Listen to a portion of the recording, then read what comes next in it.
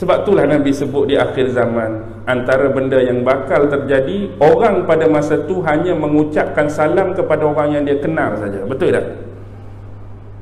Berlaku tak hari ni? Kita bagi salam kepada orang yang kita kenal saja. Orang yang kita tak kenal, walaupun dia tu saudara Muslim kita, kita tak bagi salam. Jumpa, oh Mamat tu 3 tahun tak jumpa, Mat, Assalamualaikum. Tapi hak duk lalu redah dengan kita ni, hak kita tak kenal, seorang pun kita tak bagi salam.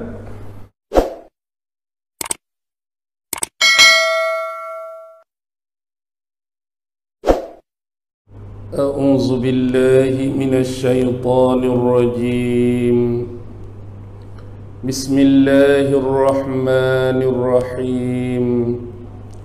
Assalamualaikum warahmatullahi wabarakatuh. Alhamdulillah, alhamdulillah, alhamdulillah. Alhamdulillahi rabbil alamin. Wabihi nasta'in ala umurid dunya waddin. Wassalatu wassalamu ala ashrafil anbiya'i wal mursalin. Wa ala alihi wa sahbihi ajma'in. Subhanaka la ilma lana illa ma 'allamtana innaka antal alimul hakim. Qala rabbi shrah li sadri wa yassir li amri wahlul 'uqdatam min lisani yafqahu qawli. Allahumma yassir wa la tu'assir. Allahumma salli ala sayyidina Muhammad wa ala alihi wa sahbihi wa sallim. Wa la hawla wa la quwwata illa billahil aliyyil azim. Amma ba'd. Alhamdulillah, syukur kehadrat Allah subhanahu wa ta'ala, kerana dengan limpah kurnia, rahmat, kasih sayang dan inayah daripada Allah subhanahu wa ta'ala, alhamdulillah, pada malam ini dengan keizinan daripada Allah, kita sama-sama diberi kesempatan untuk berhimpun dan berkumpul di dalam surau ini. Mudah-mudahan kita mendoa dan mengharapkan majlis ilmu kita, baik atas nama kuliah ataupun ceramah, semoga mendapat rahmat dan keberkatan dari sisinya insya-Allah. Terlebih dahulu ucapan terima kasih saya kepada pengurusi surau, ahli-ahli jawatan kuasa, serta mereka yang turut sama menjayakan program kita pada malam ini. Hanya Allah subhanahu wa ta'ala sajalah yang dapat dan mampu memberikan imbuhan dan imbalan atas usaha daya upaya tuan-tuan. Seterusnya kepada hadirin hadirat, muslimin muslimat yang dirahmati sekalian. Walaupun malam ni kita bukan berada di masjid, tetapi sambutan alhamdulillah. Saya pun macam orang sakit jantung dah, mikrofon ni penuh. Kalau masjid tak tahulah, ni baru tahap surau kan. Alhamdulillah. Baik, malam ni kita berbicara serba sedikit, santai-santai, ringkas-ringkas, berkenaan sebahagian peristiwa yang berlaku di akhir zaman. Bila membicarakan persoalan akhir zaman, kita perlu ingat satu benda, iaitu sumber. Bila nak membicarakan tentang akhir zaman, sumber dapatan kita untuk kita bercakap, untuk kita mengeluarkan pandangan dan pendapat, seharusnya berbasiskan kepada dua sumber yang utama. Yang pertama ialah nas-nas daripada Al-Quran, dan yang kedua ialah nas-nas daripada hadis Rasulullah sallallahu alaihi wasallam. Baki lagi sebenarnya lebih kepada pandangan-pandangan dan pendapat-pendapat, mungkin daripada ulama-ulama, daripada pandangan-pandangan individu dan persendirian, bila mereka melihat kepada waqi', melihat kepada event, melihat kepada peristiwa yang berlaku di akhir zaman. Apapun kembali kepada asas nas Al-Quran dan nas hadis Rasulullah sallallahu alaihi wasallam. Malam ini saya nak mengajak tuan-tuan dan puan-puan untuk sama-sama mentadabbur dan mempelajari salah satu daripada hadis yang pernah disabdakan oleh junjungan besar Nabi Muhammad sallallahu alaihi wasallam.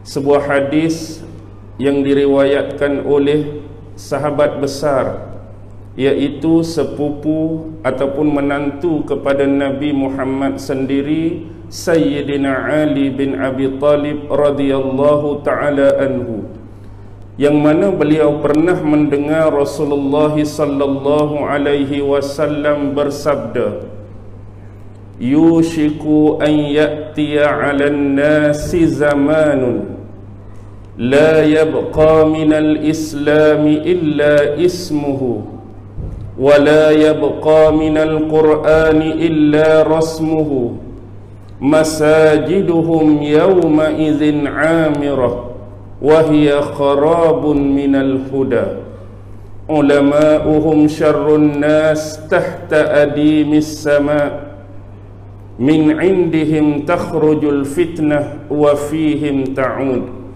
Hadis ini diriwayatkan oleh Al-Imam Al-Baihaqi. Bila kita memperhatikan apa yang disabdakan oleh junjungan besar kita Nabi Muhammad sallallahu alaihi wasallam, yushiku an ya'tiya 'alan nasi zamanun, hampir saja akan tiba kepada umat manusia di akhir zaman. Rasulullah memberitakan kepada kita 4 konteks, 4 elemen yang cukup penting di dalam hadis ini. Yang pertama, Rasulullah berbicara mengenai agama. La yabqa minal islami illa ismuhu. Tiada yang tinggal, tiada yang kekal pada Islam itu di akhir zaman illa ismuhu, kecuali namanya sahaja Islam. Yang kedua, Rasulullah berbicara mengenai panduan umat Islam, iaitu Al-Quran. La yabqa minal Qur'ani illa rasmuhu.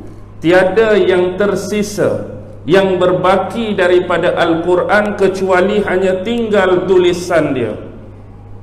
Dan yang ketiga, Rasulullah berbicara mengenai tempat seperti ini, iaitu Rasulullah berbicara mengenai masjid. Masajiduhum yawma idzin 'amirah. Masjid-masjid kamu pada hari itu besar, indah, tersergam. Walakin kharabun minal huda, atau ada riwayat wahia kharabun minal huda, tetapi kosong, sunyi daripada hidayah Allah subhanahu wa ta'ala. Dan yang terakhir dan keempat, Nabi Muhammad berbicara mengenai ulama. Ulama'uhum syarrun nas tahta adimis sama.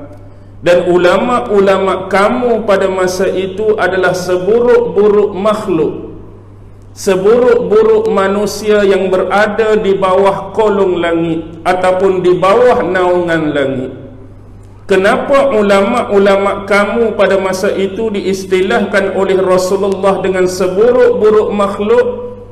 Ada benda yang dilakukan oleh mereka. Min indihim takhrujul fitnah. Kerana dari sisi ulama itu sendiri keluarnya fitnah, wa fihim ta'ud, dan kepada ulama itu jugalah akan kembalinya fitnah tersebut.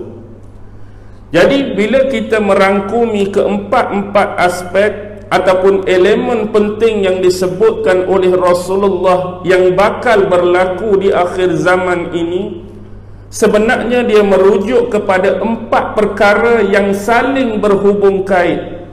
Keempat-empat ini mempunyai connection yang cukup besar dan rapat di antara satu dengan yang lain.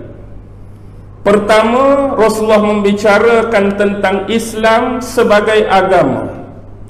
Yang kedua, Rasulullah membicarakan tentang Al-Quran sebagai manual, sebagai panduan untuk umat Islam melaksanakan ataupun mempraktikalkan ataupun mengamaliyahkan apa yang dikatakan sebagai Islam tadi, dan seterusnya hubung kait tempat sebagai penyatuan bagi umat Islam iaitu masjid, dan seterusnya pendakwah, penyebar, mereka yang dianggap mempunyai kelebihan ataupun authority, yang mempunyai integriti dalam masyarakat untuk menyebarkan Islam iaitu ulama-ulamanya. Atas dasar itulah kita harus memerhatikan hal ini dan perkara ini dengan sebaik-baiknya. Ada benar atau tidak apa yang disabdakan oleh Rasulullah sudah berlaku ataupun mungkin akan berlaku di masa depan, yang kita tidak ketahui bilakah hal yang disebutkan oleh Rasulullah ini bakal berlaku. Pertama, la yabqal minal islami illa ismuhu. Tidak tersisa dan tidak tertinggal daripada Islam ini kecuali namanya sahaja. Ini memaksudkan kepada kita bahawa rata-rata umat yang beragama Islam di akhir zaman berkemungkinan besar hanya namanya saja yang Islam. Mungkin agamanya ini tercatat atau tercatat di pengenalan masing-masing, IC masing-masing, tetapi cara kehidupan Islam yang sebenar sudah jauh daripada kehidupannya. Cara dia berkomunikasi dengan orang lain sudah tidak menggambarkan Islamiknya dia.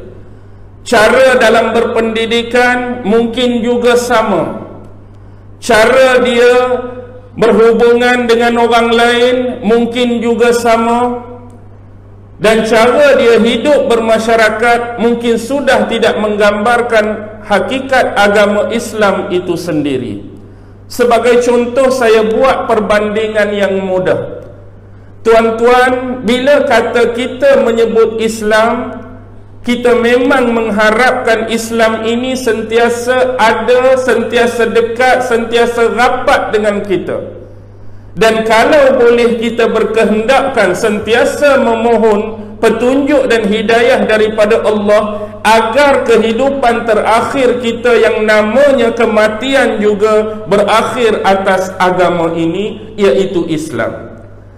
Tetapi hakikat Islam yang sebenarnya bukanlah dikatakan Islam itu kerana nama kita Muhammad. Tidak. Bukanlah Islam itu kerana nama kita Ja'far. Bukanlah Islam itu kerana nama kita Aisyah sebagai contoh. Dan bukanlah orang yang bernama Robert itu tidak Islam. Bukan orang yang bernama John itu memaknakan dia tidak Islam. Nama adalah sekadar nama, dan perletakan nama pada seseorang bukanlah gambaran sebenar bagi agama ataupun akidah yang diwakili oleh individu atau batang tubuh seseorang. Begitu juga Islam kita bukanlah kerana kita berpakaian baju Melayu, kain sarung semestinya orang tu Islam. Kita berbaju kebaya, berbaju kurung, bertudung litut, tidak semestinya Islam. Ataupun kita melihat jenis-jenis pakaian lain yang tidak memaknakan atas nama agama. Dan bukanlah kita Islam kerana lahir beribu bapa kan Islam. Kita bukan Islam kerana dilahir di perkampungan yang rata-rata peratusan besar adalah orang Islam. Tetapi kita menjadi Islam yang sebenar-benarnya bila kita telah menerima apa yang disyahadahkan oleh kita. iaitu kalimah asyhadu an la ilaha illallah wa asyhadu anna Muhammadar Rasulullah. Mungkin walaupun nama kita pada masa itu John, tetapi bila kita mengucapkan kalimah syahadah tadi, bermakna Islam telah menjadi agama kita, Islam telah menjadi pegangan kita. Walaupun mungkin kita tidak bersongkok, walaupun mungkin kita tidak berkopiah, walaupun mungkin kita tidak berjubah, tetapi lafazan asyahadah tadi telah memungkinkan kita menjadi seorang Muslim. Bila kita Muslim, kita kena ada keimanan, kita kena ada kepercayaan, tuan-tuan, daripada apa yang kita ucapkan, manifestasi daripada kalimah syahadah, memperakui bahawa tiada Tuhan selain daripada Allah Subhanahu wa ta'ala, dan kita juga kena memperakui bahawa Muhammad itu adalah seorang hamba Allah yang berpangkat Nabi serta berpangkat Rasul. Ini adalah keimanan, ini faith, ini kepercayaan. Tetapi dalam agama Islam, kita hanya bukan berpaksi kepada keimanan semata-mata, tetapi ada satu lagi yang perlu dihubung kaitkan, di-connection dengan iman, iaitu ilmu. Iman tidak akan sampai ke mana-mana, tuan-tuan, tanpa ilmu, dan ilmu tidak akan berasas dan bererti sama sekali sekiranya tidak disertakan dengan iman. Sebagai contoh, kalau dipersoalkan iman tanpa ilmu, kamu beriman kepada Allah? Ya, aku beriman kepada Allah. Dia tidak memaknakan apa-apa. Tetapi satu lagi yang saya harapkan kita hadam betul-betul ialah ilmu. Ilmu tentang apa yang kita imani tadi. Bila kita kata kita beriman kepada Allah, maksudnya kita kena berilmu apa-apa yang berhubungan dengan Tuhan yang kita imani, Allah itu. Jadi ilmu yang kita perlu ada berkaitan dengan Allah ialah, rata-rata dalam perbahasan ilmu tauhid merangkumi 4 benda: zat Allah, sifat Allah, nama-nama Allah, dan perbuatan-perbuatan Allah. Ni yang kita kena pelajari. Apa yang berhubung kait dengan Allah, nama-nama dia, sifat-sifat dia, perbuatan-perbuatan dia, barulah kita dapat mengenal apakah unsur ataupun zat yang dinamakan sebagai Allah yang kita percaya dan kita imani itu. Tidak cukup dengan setakat mengatakan aku percaya pada Allah, aku beriman pada Allah, sedangkan dalam masa yang sama kita tak mengerti dan mengetahui apa-apa berkaitan dengan Allah. Di sinilah pentingnya ilmu. Begitu juga dengan Nabi Muhammad sallallahu alaihi wasallam pada rangkap syahadah yang kedua. Berimankah kamu kepada Rasulullah? Ya, aku beriman. Kamu beriman kepada Muhammad sebagai Nabi dan Rasul yang terakhir? Ya, aku beriman. Tidak memadai dan mencukupi sehingga kita berilmu tentang Nabi Muhammad. Maka kita mempelajari tentang junjungan besar sallallahu alaihi wasallam. Apa yang wajib bagi seorang Rasul, apa yang harus bagi seorang Rasul, apa yang mustahil bagi seorang Rasul, dan mempelajari dengan sebaik-baiknya setiap peristiwa sejarah yang kita namakan sebagai tarikh dan sirah bagi Nabi Muhammad, dari awal kelahiran baginda sampailah diwafatkan oleh Allah Subhanahu wa ta'ala.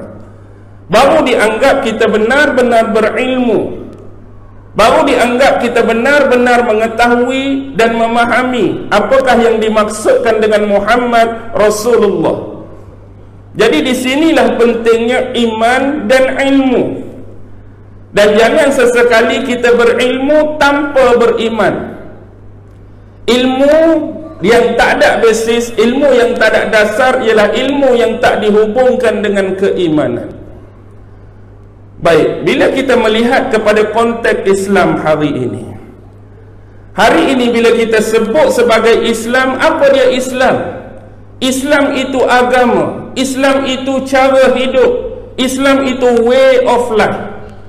Siapa yang memperkenalkan Islam kepada kita, yang memperkenalkan Islam kepada kita ialah junjungan besar Nabi Muhammad sallallahu alaihi wasallam, menerusi usaha dan tangan-tangan sahabat, ulama-ulama daripada zaman ke zaman, daripada abad ke abad, sehingga Islam yang pernah dibawa oleh Rasulullah 1400 tahun lebih yang lalu sampai kepada kita. Alhamdulillah, atas berkat usaha ini, dakwah itu sampai sehingga kita dapat mengecapi nikmat iman dan nikmat Islam cukup besar, tuan-tuan dan puan-puan. Tetapi jauh lebih itu, apa yang diperkenalkan sebagai Islam oleh Nabi Muhammad ini cara hidup. Cara hidup yang bukan berpandukan kepada akal Nabi, cara hidup yang bukan berpandukan rasa-rasa Nabi, cara hidup yang bukan berpandukan agakan-agakan Nabi, tetapi Nabi menerima wahyu daripada Allah. Bila menerima wahyu daripada Allah, bermaksud agama ini dia ada disiplin dia. Dan dalam disiplin agama ini termasuklah kita anggap sebagai benda-benda yang diperintahkan oleh Allah dan benda-benda yang dilarang oleh Allah. Kerana apa ada benda-benda seperti ini? Bentuk-bentuk perintah, bentuk-bentuk larangan. Kerana kehidupan manusia yang dibentangkan oleh Allah ini adalah sebentuk ujian. Dia nak melihat sejauh mana manifestasi yang terungkap daripada kalimah syahadah tadi.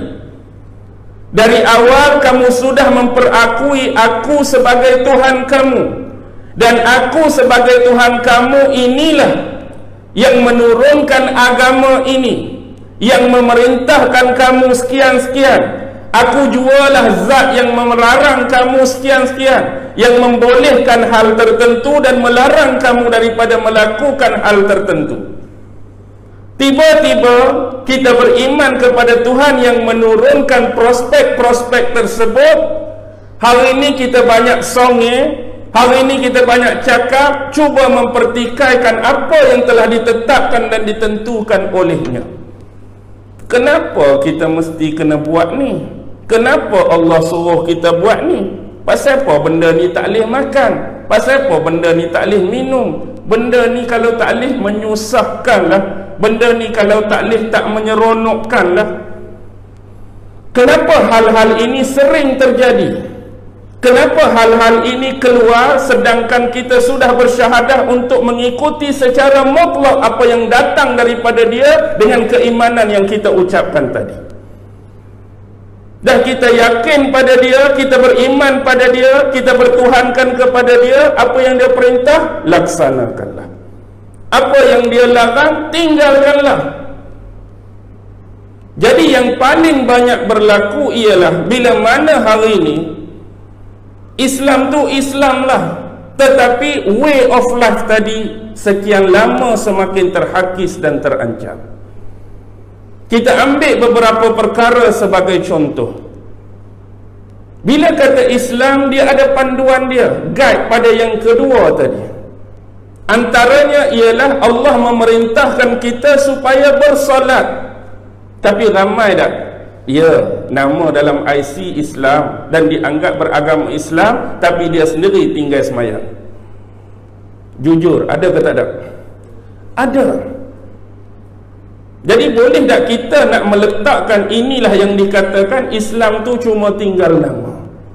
Ada orang yang kaya tetapi lari daripada bayar zakat.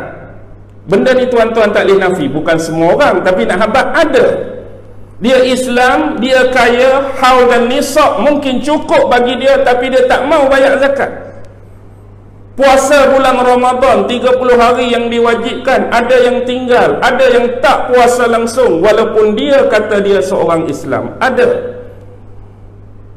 Haji langsung tak punya niat nak pergi ke Mekah, tapi Bangkok dia boleh sampai, London dia boleh sampai, Paris dia boleh sampai, UK dia boleh sampai. tapi punya niat untuk sampai ke tanah suci, langsung tak ada dalam diri dia. Ini juga berlaku kepada sebahagian. Bagaimana juga dengan peraturan-peraturan hidup, tuan-tuan dan puan-puan? Hari ini dalam sistem ekonominya, yang ada sebahagian besar berteras dan berasaskan kepada riba. Dan kita tahu dalam agama kita, riba ni halal ke haram? Riba ni halal ke haram? Haram. Tetapi ada sebahagian umat Islam yang berinteraksi dengan amalan riba, walaupun jelas haram di sisi Islam. Bagaimana pula cara kita berpakaian, cara kita berfashion hari ini? Dan mungkin mata tuan-tuan tak terlepas pandanglah, yang kita kira lah, kita tak pernah pergi tanya orang pakai seksi ke hang ni Islam ke tak, tapi kita anggap pada pandangan kasar tu orang Islam, Muslim, Muslimah seperti kita. Tapi bagaimana sebahagian besar berpakaian hari ini, yang Nabi juga sebut dalam hadis-hadis, di akhir zaman ni orang akan pakai macam mana? Ketat-ketat, sendak-sendak, nipih, jarang-jarang. Berlaku tak? Berlaku, tuan-tuan dan puan-puan. Kita ambil contoh pelaksanaan lain. Yang ni saya pernah keutarakan sebelum ni, dan di mana-mana, sebagai bentuk pemikiran kritis kita, tuan-tuan dan puan-puan. Bila kita tengok perkara-perkara yang dianggap larangan dalam agama, agama larang benda ni, tetapi kenapa benda ni masih ada, benda ni wujud dalam masyarakat? Saya selalu cuba umpamakan kepada tuan-tuan dan puan-puan, sekiranya kita berjalan memasuki mana-mana lorong, kita akan jumpa 5 orang lelaki, 5 orang pemuda, yang semua tu melakukan aktiviti yang sama. Apa dia? Minum khamar, minum arak. Secara jujur, dalam Islam memang diharamkan minum arak, minuman-minuman yang memabukkan, minuman-minuman yang dianggap menghilangkan akal, menafikan pemikiran rasional. Dan semua tu minum arak. Dan bila kita panggil berhadapan dengan kita sebagai contoh, rupanya di hadapan kita itu kita tidak berseorangan. Pemuda pertama mungkin beragama Islam, pemuda kedua mungkin Kristian, pemuda ketiga mungkin Yahudi, pemuda keempat mungkin Hindu, pemuda kelima mungkin Buddha. Tapi aktivitinya sama, minum arak. Kalau kita mempersoalkan kepada 5 pemuda ini secara jujur, wahai saudara Islam, sebenarnya kamu minum benda ni dalam agama kamu halal ke haram? Dia akan jawab apa? Dia akan jawab apa agak-agak? Dia sedang minum arak contoh, tapi kalau kita tanya jujur, jawab jujur, dalam agama kamu benar tak minum minuman ni? Apa jawapan dia? Apa jawapan dia? Haram. Kalau tanya agama Kristian, minum arak dalam agama dia haram ke halal?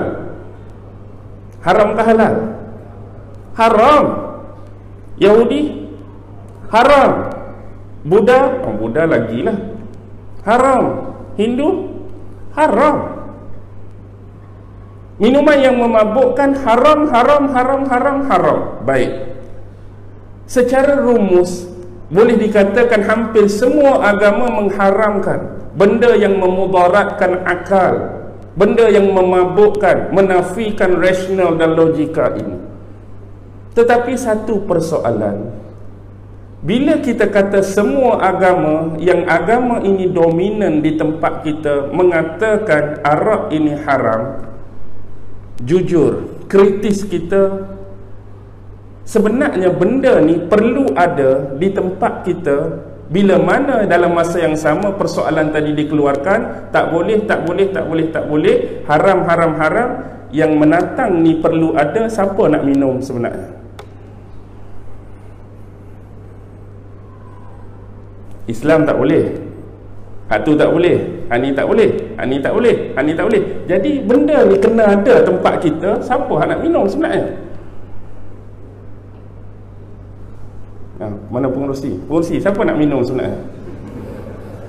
Dah, kita ambil secara jujur tadi, dah hak ni pun haram, hak ni pun haram, hak ni pun haram, hak ni pun haram. Jadi benda ni perlu ada, why?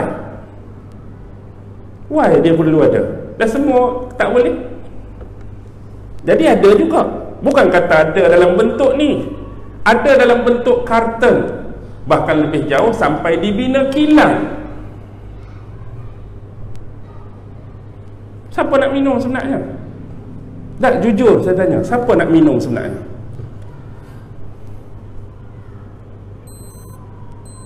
Yang akan minum siapa tuan-tuan? Yang akan minum ialah pelanggar-pelanggar bagi semua agama ini. Dia akan terobos agama dia, dia akan langgar aturan agama dia. Walaupun agama dia kata tak boleh, dia akan langgar. Jadi minuman ini ada sebenarnya untuk mencipta satu kred golongan-golongan yang melanggar batasan agama masing-masing. Alang-alang ada, sepatut tak perlu ada. Bila ada orang nak beli tak? Dah bila ada, jual, ada orang lah nak beli. Ada orang lah terliur. Ada orang lah nak try rasa. Ada orang yang nak try minum. Alang-alang ada. Kalau tak ada, senang. Siapa nak minum? Tak ada lah. Baik, kita pergi kepada kes yang kedua. Sama. Bila kalau kita kata betul-betul semua agama, ada tak agama yang menghalalkan perjudian? Agama lain memang haram judi, tapi agama yang aku anuti memang suruh sangat-sangat berjudi. Angkat tangan, agama mana? Agama kami memang pelik, tak sama dengan orang lain. Orang lain tak boleh judi, tak boleh judi, tak boleh judi. Bahkan disarankan pengikut agama kami sentiasa berjudi. Agama mana? Saya kira tak ada. Tetapi kenapa perlu ada kedai judi tempat kita? Kenapa perlu ada mesin judi tempat kita? Kenapa perlu dibangunkan tempat-tempat perjudian segahnya, sebesarnya, semewahnya tempat kita? Dah semua kata tak boleh, siapa nak berjudi sebenarnya?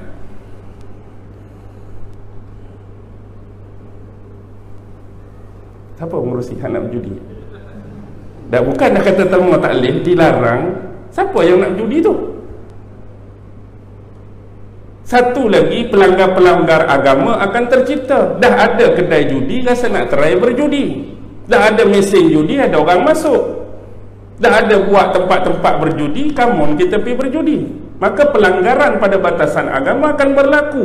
Kelompok yang nak berjudi. Tadi dah berlaku kelompok yang nak minum arak. Perzinaan dan pelacuran. Agama mana yang menghalalkan zina dan pelacuran? Agama mana bang? Saya kira pun tak ada kan. Tapi kenapa tempat-tempat pelacuran tumbuh? Siapa yang nak melacur sebenarnya? Siapa nak melacur? Dah kata haram semua, patut tak ada. Tapi ada, bila ada, orang dah ada. Dulu duk tengok RM200 sejam. Mari 25 Disember Christmas ni RM2 sejam. RM2 sejam diskaun ni. Alang-alang RM2 sejam, ada hak pi, ada hak nak menerai. Maka satu lagi golongan pelanggar batas agama akan tercipta. Sebab semua yang dia create ni bukan create untuk manusia jadi baik, tapi create untuk manusia buat dosa. Yang ada dan terhasil ni bukan dosa kecil tuan-tuan. Secara jujur, minum arak dalam Islam dosa kecil ke dosa besar? Dosa besar. Berjudi, berzina, melacur, semua dosa besar.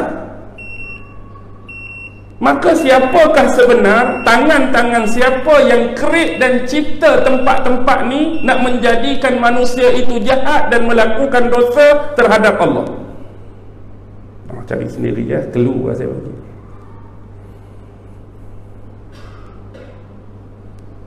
Berlaku dah saya sebut ni tuan-tuan. Berlaku ada depan tuan-tuan. Tapi siapa sebenarnya yang nakkan benda tu? Bila tak ada, maksudnya ada orang yang sengaja nak kita jadi jahat. Kita buat benda buruk, kita buat benda dosa di sisi agama kita.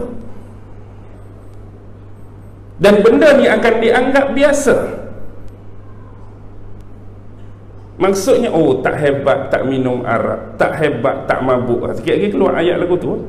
Maksudnya tak mabuk tu tak hebat, mabuk tu baru hebat. Nak tuan-tuan nak lagu tu ke? Oh, tak gentleman lah tak isap rokok, tak gentleman lah tak minum arak, tak gentleman lah tak langgan perempuan, tak gentleman lah tak masuk kedai judi. Kan orang-orang di akhir zaman, dia bukan tak malu, dia bukan tak malu dengan dosa yang dia buat. Bahkan Rasulullah menyebut dia akan membangga-banggakan dosa pula. Dia bukan setakat tak malu dosa yang dia buat, dia membanggakan dosa. Dia dah minum arak satu hal, minum arak tu berdosa, bahkan dia bangga, tengok aku 10 botol tak mabuk. Dah dia minum arak tu dosa dah. Lepas tu dia bangga pula tengok orang lain 2 botol berpinang kepala, rebah tengah jalan, 10 botol relax. Dia bangga pula. Kawan dia langgan wanita, 2 bulan kena AIDS, 2 bulan kena HIV. Aku 20 tahun dah duduk berlacur, duduk berzina, tak ada kena penyakit apa-apa. Relax. Bangga pula.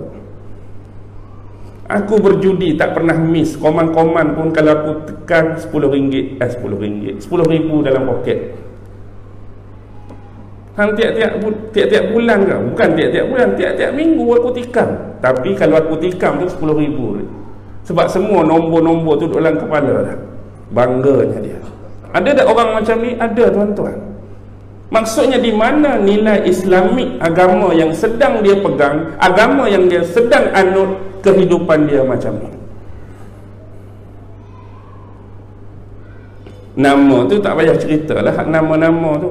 Kalau kita berbicara pasal nama pun tuan-tuan, nama-nama yang mencerminkan, macam mak dulu-dulu lah orang-orang tua kita dah.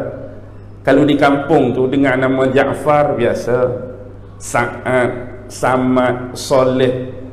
Tapi kita nak cari nama-nama macam ni dalam register sekarang susah dah. Kita akan jumpa nama yang macam mana agak-agak. Saya guru di sekolah, antaranya bila cek murid-murid yang baru daftar, anak murid kita, nak cari jenis Jaafar, Soleh, Qadir ni payah dah. Kita akan jumpa dah hak satu tu satu hal. Satu lagi nak cari nama hak tunggal, sebiji je, Soleh, Isa, Qadir tu payah dah. Kurang-kurang ada 3. Muhammad Danish Haikal. Biarlah nama tu biarlah, tapi nak cakap Danish Haikal, Nur Iwani apa, hantu hak ni, hantu hak ni, hantu ni, nama lah. Tapi nak abad nama-nama macam tu dah. Nama-nama seperti Fatimah, Khadijah, Ramlah, Hasnah tu tak akan ada dah.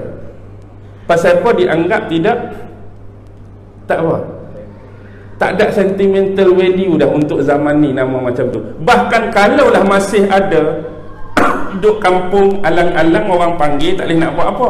Tapi bila saja dia berhijrah keluar ke bandar kerja, ke cari rezeki, nama tu kekal atau bertukar. Kadang-kadang Fatimah dah jadi apa? Fatty. Kebetulan dia gemuk tu fatty lah sekali.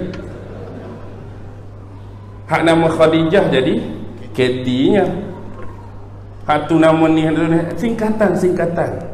Hak nama Zakaria, oh malu aku nama Zakaria. PKL, siapa? Abang Z. Abang Z lah, Abang J lah, Abang tu lah, Abang ni lah. Cuba tuan-tuan bayangkan nama-nama tadi. Satu masa bila mereka dah berusia 80-an, 90-an, mungkin beratur nak ambil berim ke apa, contoh lah ni, agak-agak bila dibacakan nama tu terkejut tak orang jaga kaunter tu? Umur 80-90, Nur Fasha apa, muka berkeduk 18 dah, umur 80 terima berim, nama tu macam orang muda dah tu nama dia. Yang seterusnya Nur Fasha, ingat ke budak-budak muda apa, mari makcik dah berlaku dah. Anak-anak di sekolah hang tak percaya nenek aku nama Elizabeth apa-apa tu, nenek hang nama tu, ya nenek aku Elizabeth apa-apa. Lah ni kalau kita kata nenek kita Fatimah, biasa kan, biasa je. Tapi nama tu sekadar nama lah. Tapi nak habaq nama pun kita dah miss dah. Apatah lagi sikap-sikap dan perbuatan-perbuatan dalam masyarakat. Kita pergi ringkas-ringkas. Seterusnya yang kedua. Yang kedua Rasulullah sebut apa tadi? Wala yabqal Qur'an minal Qur'an illa rasmuhu. Tiada yang tersisa berbaki daripada Quran kecuali tulisan. Maksudnya apa peranan dan hubungan kita sebagai umat Islam hari ini dengan Quran? Sedangkan bila kita bersyahadah mengakui Nabi Muhammad sebagai Nabi dan Rasul yang terakhir, automatik kita kena mengakui bahawa wahyu yang namanya Al-Quran yang terkumpul itu datang menerusi Nabi Muhammad. Nabi dulu rajin baca Quran, sahabat dulu rajin baca Quran. Jadi kenapa kita hari ini berwatakkan berlainan daripada apa yang dicontoh dan ditunjukkan oleh Rasulullah dan sahabat? Bagaimana hubungan dan interaksi kita dengan Quran hari ini secara jujur? Kita hari ini kadang-kadang kita dengan Quran ikut mood dah tuan-tuan. Ikut mood. Rasa tak ada kerja, barulah kita baca Quran. Rasa kita tak busy, barulah rasa nak buka Quran. Rasa kadang-kadang setengah orang tu serabut kepala, baru dia nak buka Quran. Masa dia tak serabut kepala, dia tak cari Quran pun. Masa dia bermasalah, baru dia nak baca Quran. Masa dia ada problem, baru cari Quran. Jangan demikian tuan-tuan dan puan-puan. Kerana apa? Kerana agama yang kita nak ikut, yang nama Islam tadi, panduan dia di mana? Manual dia di mana? Quran. Quran ini sumber kehidupan. Quran ini penentuan bagi apa yang ditentukan oleh Allah atas nama perintah dan larangan. Quran ini sumber petunjuk. Quran ini sumber hidayah. Quran inilah yang menceritakan segala-galanya kepada kita sebagai panduan hidup yang namanya Islam tu. Kita nak hidup dengan gaya hidup Islam, panduan dia di mana? Panduan dia Al-Quran. Siapa yang ceritakan Al-Quran? Nabi Muhammad. Nabi Muhammad jadi pencerah, Nabi Muhammad jadi pendakwah, Nabi Muhammad jadi penghurai bagi Al-Quran tu. Sebab tu di sekolah, sebab saya guru, saya senang untuk kiaskan atau metaforakan sama seperti benda ni. Contoh, setiap guru di sekolah dibekalkan dengan buku teks, betul? Buku teks tu semua sama. Kalau BM tahun 1, semua murid tahun 1 yang nak mempelajari bahasa Melayu akan pakai buku teks tu.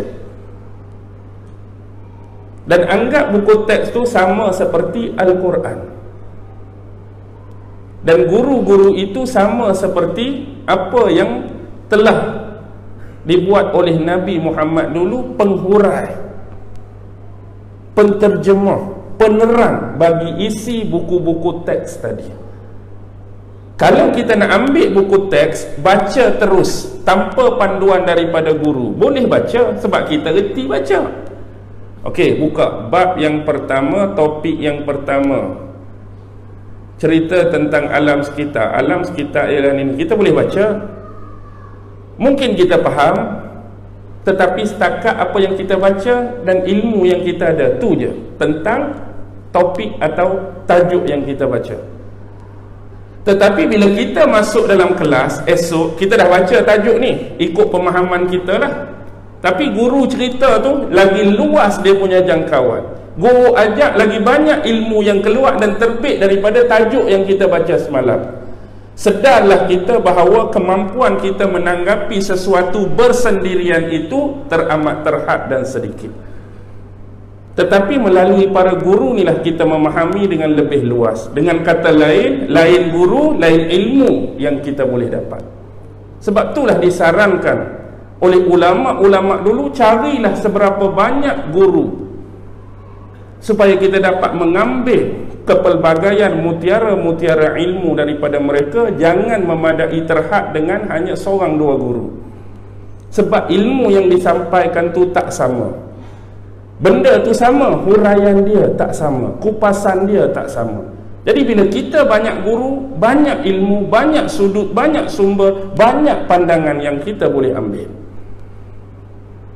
Boleh faham tak kiasan tu? Senang kan? Maksudnya guru akan bantu. Begitu juga Quran. Kita hari ni kalau nak memandai, boleh kita reti baca Quran pun. Bismillahirrahmanirrahim, Alhamdulillah sampai habis. Tetapi dia punya penghuraian tentang Fatihah macam mana? Penafsiran tentang Fatihah macam mana? Kupasan sebenar surah Al-Fatihah macam mana? Kenapa surah Al-Fatihah turun pada Nabi? Bila turun pada Nabi? Hak tu kena belajar lah. Setakat baca, semua orang boleh baca. Tetapi kalau kita tak mau belajar, maka tafsiran yang keluar daripada kita akan tersasar. Bila guna akal ni berkemungkinan ada hak kita cakap tu betul, berkemungkinan salah. Sebab kita tak mengikut disiplin ilmu yang tepat, disiplin ilmu yang benar. Baik, bila berhadapan dengan Al-Quran sebenarnya tuan-tuan, kita hari ni, jujur saya sebutlah, nak sebab-sebab, nak rasa bersalah, Alhamdulillah dalam keadaan kita tak rajin pun baca Quran. Saya pun sebut depan tuan-tuan ni, nak kata kita ni rajin baca Quran, memang ikut mood juga, ikut keadaan baca Quran. Tapi Alhamdulillah, bila Allah letakkan tugas kita sebagai guru pendidikan Islam, automatik harian kita bersama murid baca Quran. Saya rasa ni satu anugerah. Saya rasa ni satu nikmat yang Allah bagi. Contoh, mungkin kalau aku tak jadi guru ni, aku rasa tak baca Quran. Quran pun macam orang lain, baca ikut mood, baca kerana nak tahu sesuatu. Tapi bila Allah letak jadi guru pendidikan Islam, dia identik dengan Quran. Hari-hari berada di surau bersama murid-murid, baca Quran, talaki Quran. Nak agak kita sendiri memang tak tahu rasa kalau tak jadi ni baca atau tak baca. Alhamdulillah Allah memudahkan. Di samping kita baca, bukan sekadar baca, kita tengok tafsir, kita tengok huraian, kita terangkan pada murid. Ayat hari ni yang ustaz baca dengan kamu ni, Allah cerita pasal apa? Hadis hari ni yang ustaz baca dengan kamu ni, Nabi cerita pasal apa? Sekurang-kurang kita berkongsi murid yang punya minda dan otak 1 hingga 6, cukuplah, agar mereka lebih memahami, bukan setakat baca Quran. Sebab Quran yang sebenar yang diturunkan kepada Nabi Muhammad berhenti takat baca saja ke tuan-tuan? Quran ni Allah suruh baca je, Nabi suruh baca je, tak lebih tak kurang. Macam tu kan? Dah. Al-Quran bukan setakat untuk dibaca, tetapi untuk difahami isi-isi kandungan dia. Kita baca Quran lebih jauh, Allah nak hak kita baca ni bagi faham. Kalau tak faham, tak ada nilai lah. Baca saja, walaupun kita tahu Quran ni, baca saja pun tetap berpahala. 1 huruf 10. Tapi sebenar lebih jauh kena faham isi Quran, bukan setakat faham isi. Baca dan faham masih tak mencukupi. Baca, faham dan amalkan. Ada perintah dalam ayat-ayat Quran. Kalau setakat baca, faham, tak mau mengamalkan, jadi macam tadi lah. Aku tahu semayang wajib, aku tahu minum arak haram, tapi kalau tak ada dari sudut pengamalan, praktikal dan amaliah, dia bedai semua. Walaupun dia tahu benda tu haram, benda tu salah, tapi amali kena hidup sekali. Sebab itulah dalam kitab Ihya Ulumuddin, Imam Ghazali bila membicarakan ayat yatslunahu haqqa tilawatih, yatslunahu haqqa tilawatih, membaca Al-Quran dengan sebenar-benar bacaan, beliau membahagikan kepada 3. Pertama, membaca Al-Quran dengan lisan, lidah. Yang kedua, membaca Al-Quran dengan akal. Dan yang ketiga, membaca Al-Quran dengan qalb, hati. Kita hari ni duk baca Quran dengan apa? Lisan ke, akal ke, hati? Dia suruh 3-3. Yang pertama, bila baca Quran dengan lisan, bermaksud kita mempelajari. cara baca dan bacaan yang sesuai sebagaimana Al-Quran tu turun pada Nabi. Maksudnya kita belajar tentang makharijul huruf. Hak basic kan, ba bunyi macam mana, jim bunyi macam mana, kha keluar kok mana, huruf ni rongga mana, huruf ni lubang mana, dan bagi sebutan tu betul setakat kemampuan kita. Membetulkan baris-barisnya, atasnya, bawahnya, depannya, matinya, memanjangkan mat-matnya. Kita belajar betul-betul. Ringkas cerita, hak tu ilmu tajwid. Bila dah kita kuasai makharijul huruf dan tajwid, tuan-tuan nak belajar tarannum pun belajarlah. Nak memperindah,kan memperelokkan bacaan, tak jadi masalah. Tapi di situkah takat dia? No. Lebih jauh kita kena baca menggunakan akal. Lidah kita menyebut Bismillahirrahmanirrahim. Akal kita kena bergerak dan fikir bersama. Hak aku sebut tadi Bismillahirrahmanirrahim, apa dia? Jadi kita sebut Bismillah, akal kita bergerak dengan nama Allah yang Maha Pemurah lagi Maha Mengasihani. Alhamdulillahi Rabbil Alamin. Sini bergerak. Segala puji bagi Tuhan sekalian alam. Tang mana kita nak baca Quran dengan hati? Hati ini ialah tempat mengambil istifadah, tempat mengambil ibarat, tempat mengambil manfaat. Daripada lisan yang menyebut, akal yang bergerak dan berfikir, apa manfaat, apa faedah yang kita boleh ambil daripada ayat yang kita baca tadi. Hati akan merenung, pasal apa ayat ni tadi Allah suruh buat macam ni, pasal apa ayat ni turun pada Nabi, peristiwa apa sebenarnya yang berlaku. Jadi kalau kita baca dalam tiga keadaan ni, kita dapat memahami setiap ayat Al-Quran yang turun pada Nabi dengan baik. Yang inilah yang nak dicapai oleh seseorang pembaca Al-Quran. Yang lebih jauh, bila Abdullah ibnu Mas'ud pernah mengungkapkan mengenai Al-Quran, apa dia? Aku melihat ramai yang membaca dan menghafaz Al-Quran tetapi mengabaikan batas-batas Al-Quran. Aku lihat ramai orang baca Quran, ramai orang hafaz Quran tapi mengabaikan batas-batas Quran. Jadi bila dipersoalkan apakah dia batas-batas Quran, yang dimaksudkan oleh Abdullah ibnu Mas'ud, ramai yang baca Quran, memahami Al-Quran, mengenal isi kandungan Al-Quran, tetapi akhlaknya tidak seperti Al-Quran yang dia baca.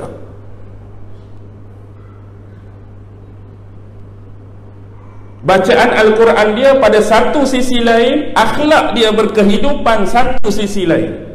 Ini membuktikan kepada kita bahawa yang dimaksudkan hak kita baca tu tak meresap pada adab, akhlak dan etika seorang pembaca Al-Quran. Bila kita keluar berkomunikasi, bermuamalah dengan masyarakat dan orang lain, tak sama seperti isi-isi Quran yang kita baca.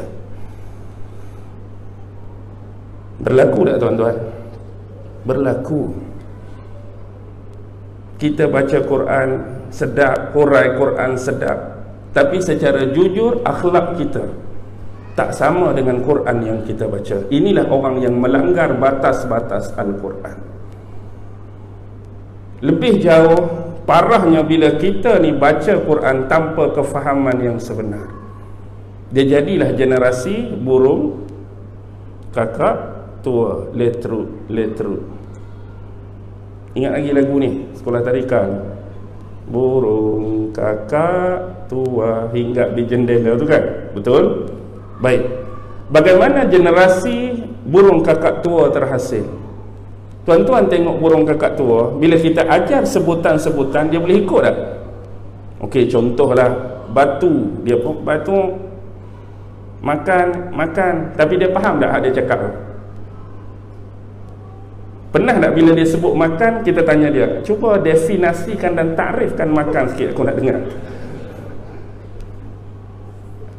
Dia akan jawab juga, Kurang-kurang boleh jawab apa? Dia ikut balik lah. Cuba definisikan dan takrifkan makan juga. Dia tak boleh. Dia tak faham pun. Selalu saya cerita pasal orang hak beli burung tu kan. Dia orang kaya, tapi hidup kesunyian. Kemudian dia ni minat burung. Satu hari dia pergilah kedai burung. Bukan Abdul Wahab jual burung. Abdul apa yang jual burung? Abdul Wahab kan? Bukan kedai burung Abdul Wahab lah, Abdul lain. Jadi bila dia cadangkan, suggest bagi apa istimewa burung-burung ni dia akan beli. Hak ni macam ni, hak ni macam ni. Lepas tu satu ni burung kakak tua ni dia boleh hajuk kita bercakap. Jadi dia tertarik, dia pun pergi test, ya. Jadi dia beli, bawa balik, dia sangkut dekat halaman rumah dia. Dia pun ajar, selamat datang. Burung pun selamat datang, selamat datang, selamat datang. Okey. Dia rasa bangga hak dia ajak perkataan selamat datang tu berjaya diikut oleh burung. Last kali apa berlaku? Panggil adik-beradik nak tunjuklah burung dia ni boleh cakap. Panggil adik-beradik buat makan. Sampai saja adik-beradik depan rumah, buka pintu kereta, keluar saja, burung dia pun selamat datang, selamat datang. Burung aku beli, bagus cakap. Dia bukan berhenti pada tu. Kadang-kadang makcik melah nak pergi pasak, lalu tepi rumah dia pun burung tu cakap apa? Makcik melah bukan nak mari rumah dia pun, nak pergi pasar, lalu kat depan tu, selamat datang, selamat datang. Pakcik Din duk jogging pagi-pagi pun selamat datang, selamat datang. Postman mari pun selamat datang. Tibalah sesuatu yang tidak diingini. Belah malam pencuri dan perompak masuk. Agak-agak burung tu apa? Burung tu kata help ke selamat datang. Ungkapan yang sama. Mari pencuri pun selamat datang, mari perompak pun selamat datang. Perompak pun dialu-alukan, masuklah. Rompak habis, jam lah kawan ni. Nak abadnya tu lah, dia tak faham. Dia tak tahu siapa yang datang. Yang dia tahu selamat datang hatta kepada sesiapa pun. Last kali sembelih lah burung ni, tak ada guna. Patut help ataupun tuan-tuan, ada orang mari nak rompak rumah kita. Dia tak boleh, tak diajar benda tu. Jadi kita tak mau melahirkan generasi burung kakak tua yang baca Al-Quran sekadar untuk melepaskan bacaan, tanggungjawab bacaan semata-mata. Dan kita alhamdulillah dalam keadaan malas kita hari ini tuan-tuan, Allah tak letak lagi satu bencana besar atas kita.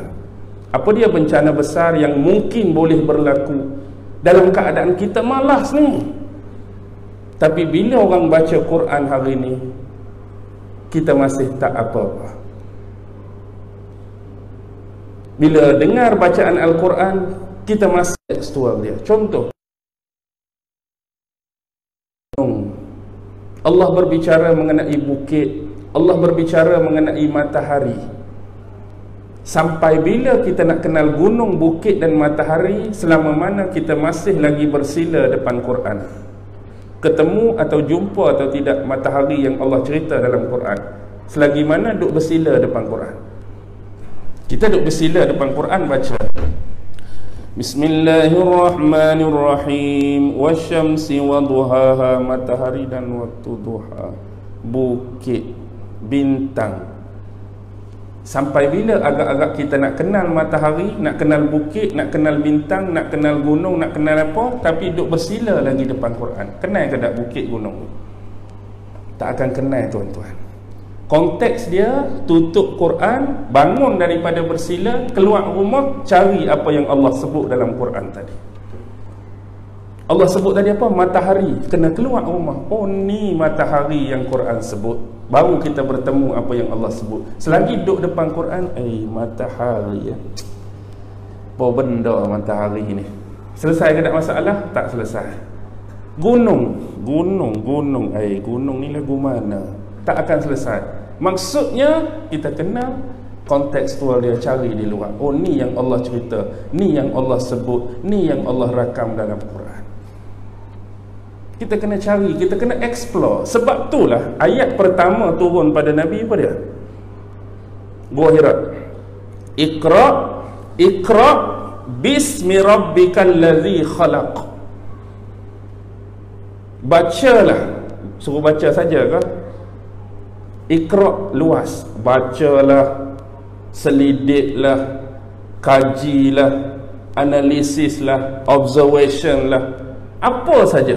Maksudnya di sini Allah tekankan kepentingan ilmu. Kita kena jadi manusia yang berilmu, manusia yang bermaklumat, manusia yang ada pengetahuan. Allah tak mau manusia jadi jahil, Allah tak mau manusia jadi bodoh. Lebih-lebih lagi ilmu dan maklumat yang ada kaitan dengan apa? Bismi rabbikal ladzi khalaq. Bacalah dengan nama Tuhanmu yang menjadikan kamu. Jadi bila kita manusia, kita kena kenal who is the truly creator. Siapa pencipta sebenar? Allah Subhanahu wa ta'ala nak perkenalkan dia pada kita.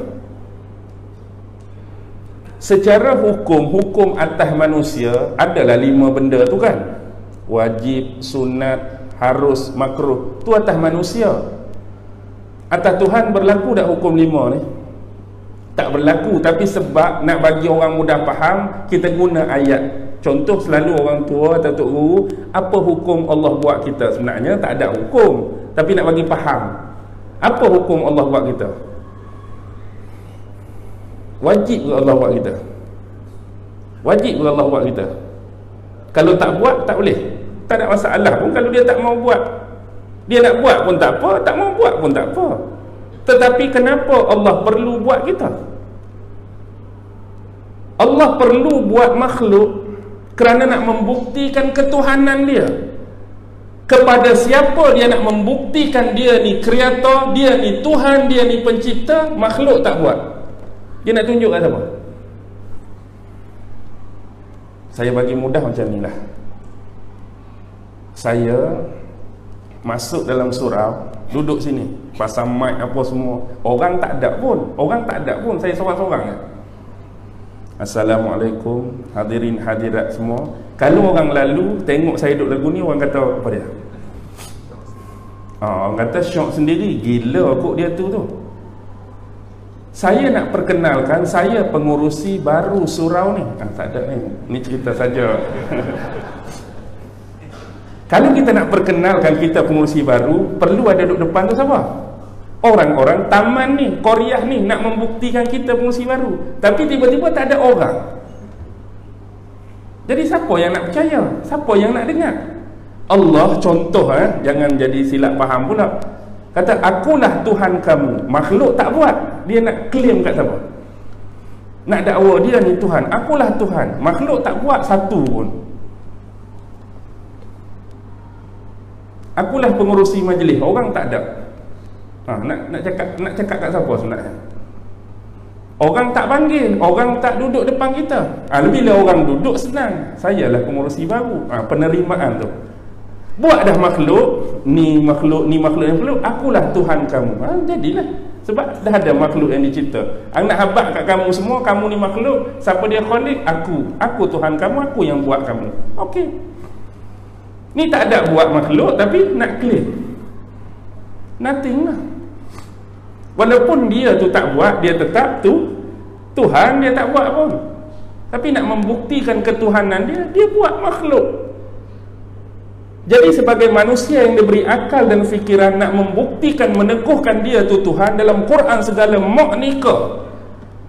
Dia buat hujan, dia buat awan, dia buat bintang, dia buat apa. Nak suruh manusia tu berfikir benda tu bukan jadi saja-saja, bukan jadi semula jadi. Seperti mana kamu, alam-alam tu juga ada pencipta dia. Nak suruh manusia balik kepada siapa? Bismi Rabbik. Sebab tu dalam Quran, dengan nama Allah, kalimah yang dimulakan dengan ni ia jadi tergantung. Saya pergi ke sekolah dengan basikal. Tiba-tiba ayat tu dengan basikal. Pening ke tak pening? Saya pergi ke sekolah dengan basikal, orang boleh faham. Buang kat depan tu dengan basikal. Allah, apa benda ni dengan basikal? Dengan nama Allah. Maksudnya di depan tu Allah gantung Gantung apa? Kalau Allah nak tulis semua keperluan bagi manusia, Quran hak tebal ni jadi tebal ni. Kalau nak tulis semua. Jadi dia gantung di situ bermaksud nak buat apa pun bismillah. Aku makan dengan nama Allah. Aku minum dengan nama Allah. Aku bekerja dengan nama Allah. Aku start kereta dengan nama Allah. Aku menulis dengan nama Allah. Aku beribadat dengan nama Allah. Aku berlari dengan nama Allah. Aku tukar baju dengan nama Allah. Kalau nak tulis semua hak manusia sebut depan tadi, agak-agak tebal mana? Makan, minum, berok apa semua sekali tadi, agak-agak tebal mana? Jadi gantung di situ. Yang penting buat saja tu, ingat dia. Aku ni dengan nama Allah. Aku ni dengan nama Allah. Aku ni dengan nama Allah. Supaya manusia tak lari, sentiasa dekat, sentiasa ingat dia tu ada Tuhan, dia ada pencipta. Yang jadi masalah bila wujudnya ideologi dan kefahaman yang nak jauh dan pisahkan kita dengan pencipta. Itu masalahnya. Maka datanglah ideologi-ideologi yang berbau bumi ini terjadi dengan sendirinya, tak ada pencipta. Manusia berasal daripada apa? Darwin punya teori daripada beruk monyet. Dia nak mengaku-ngakulah, saya taubat lahum, saya tak mengaku keturunan saya monyet. Banyak jadi benda-benda macam ni. Wujud ke tak wujud? Wujud benda macam ni. Kenapa ada usaha-usaha nak memisahkan kita dengan pencipta, nak menjauhkan kita dengan Tuhan, nak menjauhkan kita dengan Allah. Nak cakap dunia ni tak ada kiamat, dunia ni akan berlangsung berbilion-bilion tahun lagi tanpa adanya kemusnahan. Dia boleh buat kenyataan-kenyataan lagu tu. Macamlah dia tu nak hidup 10 bilion, 20 bilion, esok lusa dah nak mati semuanya. Kenapa perlu ada benda ni? Nak larikan kita. Nak larikan kita, nak selewengkan akidah kita, nak selewengkan keimanan kita. Tapi dalam keadaan tu pun tuan-tuan, Allah sambung ayat seterusnya. Cuba tuan-tuan baca. Iqra' bismi rabbikal ladzi khalaq, khalaqal insana min 'alaq. Dia menjadikan manusia daripada segumpal darah. Ramai daripada pengecam-pengecam dan pembenci-pembenci Islam dan Al-Quran anggap ayat ni remeh. Nak habat manusia ni dijadikan daripada segumpal darah. Apa pointed pada ayat ni? Kalau kita nak bicara saintifik, kita bukan orang sains, tapi tuan-tuan tahulah pembentukan zygote dalam rahim seorang ibu macam mana punya rumit. Kalau kita baca buku-buku besar seperti The Human Developing, dalam tu ada profesor-profesor besar, Dr. Keith Moore, sebut memang segumpal darah tu sebab waktu tu proses darah-darah mula terbentuk. Ni kita panggil apa dalam tu? Pembuluh darah tu.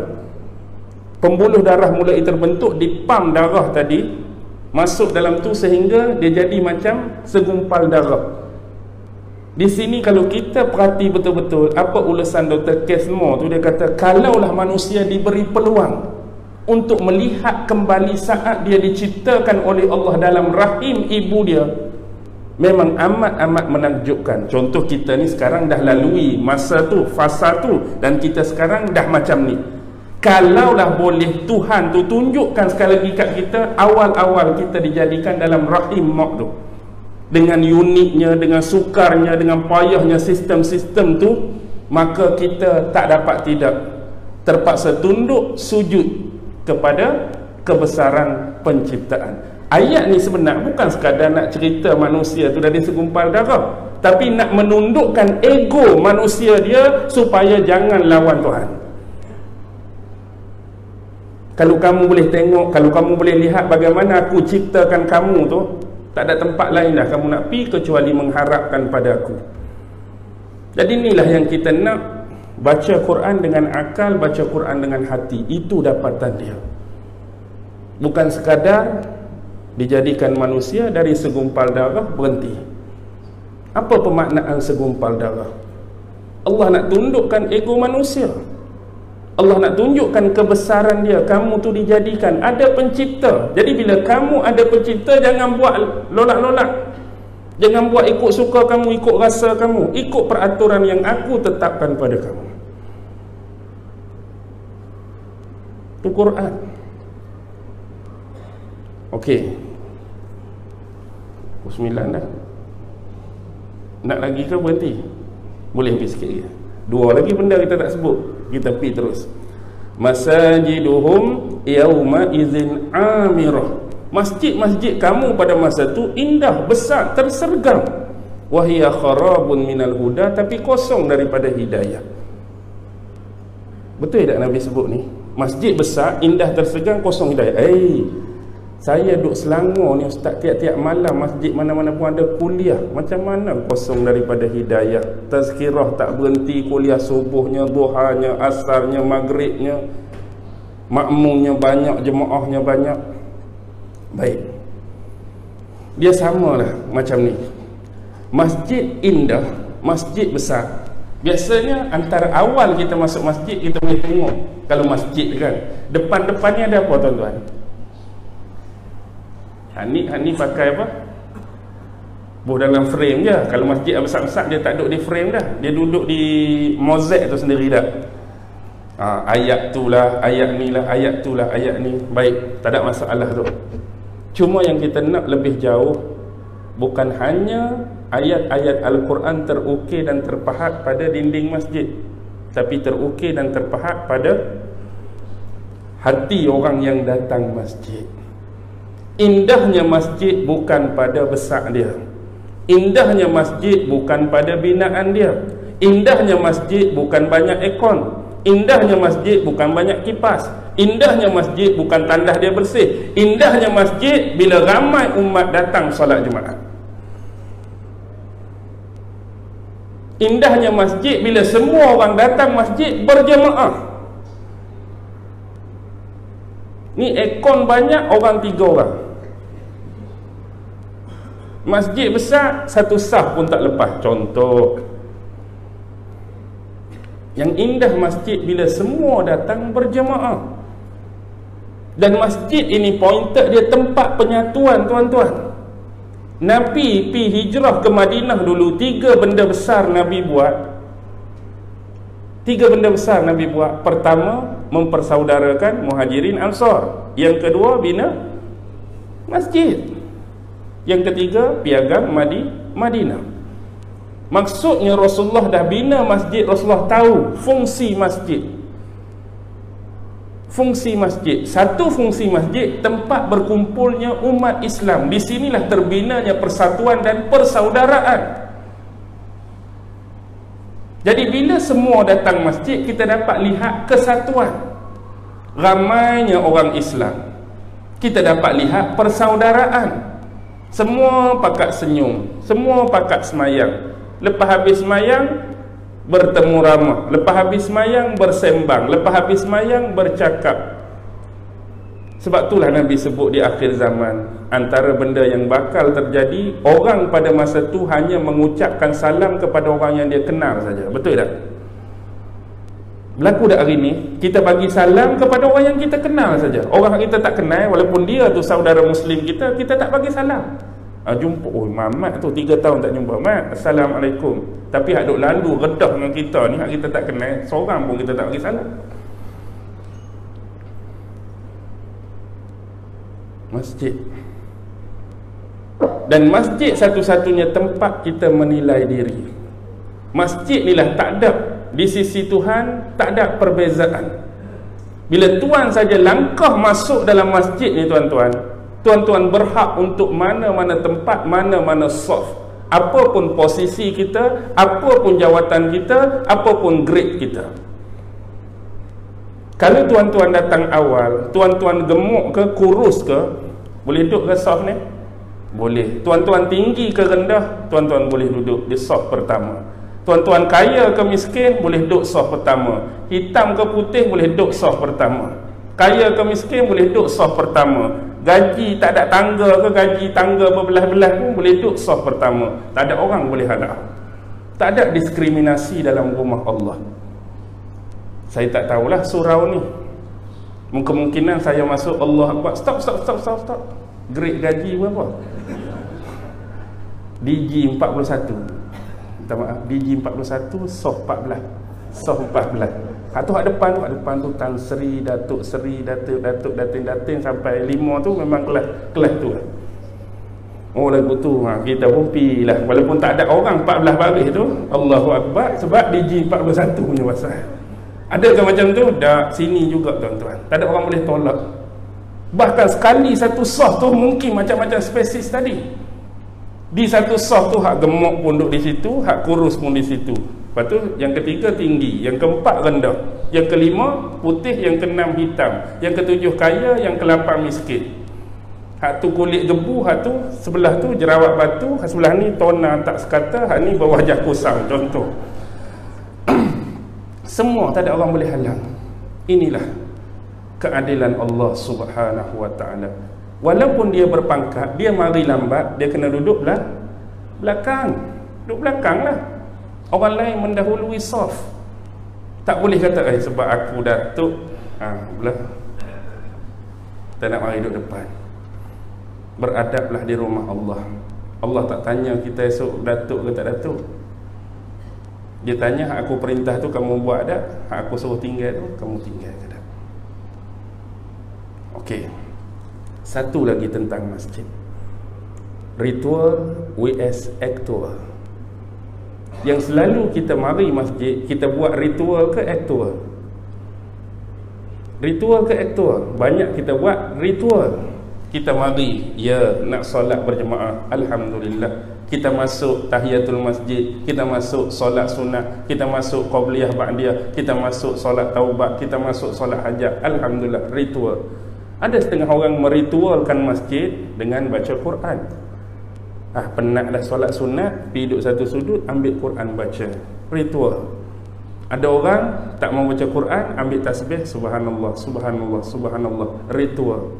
Ada orang ambil buku agama, kebetulan Sahih Bukhari ada, baca. Kebetulan Sahih Muslim ada, baca. Kebetulan kitab fiqh Imam Syafi'i ada, baca. Ritual. Tapi berapa ramai yang pandang pada aktual? Ni semua AJK jaga. Cuba kita andaikan masjid kita dulu-dulu. Masjid kita dulu-dulu yang jenis tak ber-AJK tu dah, yang tak ber-AJK.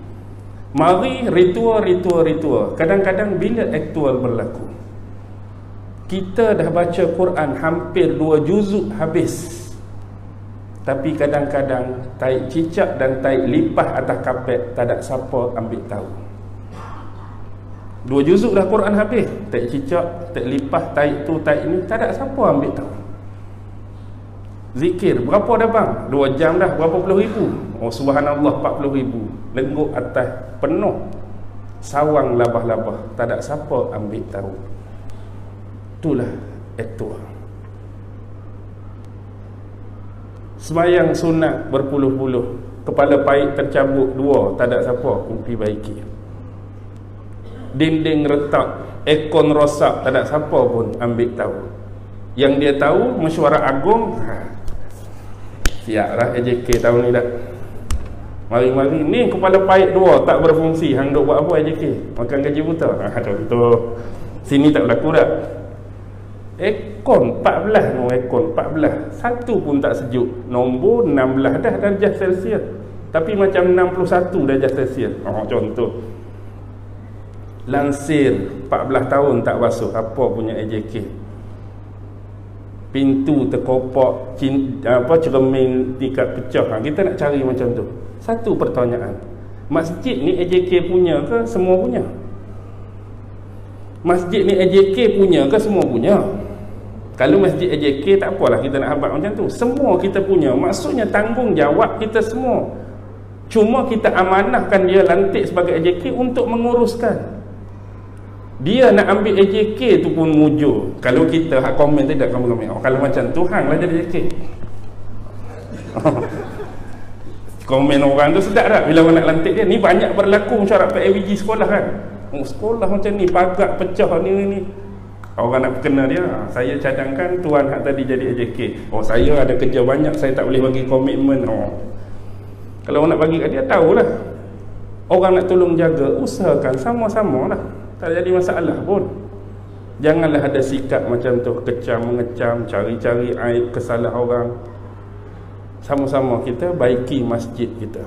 Biar masjid kita betul-betul jadi memperolehi sumber petunjuk, sumber hidayah.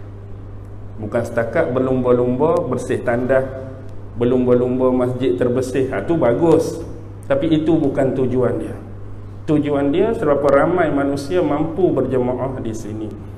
Dan yang terakhir, ini pesanan untuk diri saya sendiri. Ulama'uhum syarrun nas tahta adimis sama. Pada masa itu kamu akan menyaksikan ulama-ulama kamu. Kita pun buat ayat, nasib baik aku bukannya ulama pun. Maksudnya ulama je lah, kita dah. Ulama seburuk-buruk manusia di bawah naungan ataupun kolong langit. Kerana apa? Min indihim takhrujul fitnah wa fihim ta'ud. Dan fitnah itu kembali pada dia. Kenapa? Kadang-kadang ada yang berlaku yang ulama-ulama istilahkan sebagai ulama usu', ulama jahat. Kita tak maulah tuding kepada siapa-siapa. Yang penting bila kita melihat ada sebahagian besar yang berlaku, ulama-ulama ni dia tak mampu bertindak dan berinteraksi dengan betul dalam masyarakat. Kadang-kadang berlaku apa?